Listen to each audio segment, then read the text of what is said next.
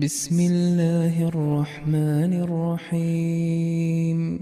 அளவற்ற அருளாளனும் நிகரற்ற அன்புடையவனுமாகிய அல்லாஹுவின் பெயரால். أو كصيب من السماء فيه ظلمات ورعد وبرق يجعلون أصابعهم في آذانهم من الصواعق حذر الموت والله محيط بالكافرين. அல்லது இவர்களது தன்மை வானிலிருந்து விழும் மழை போன்றது.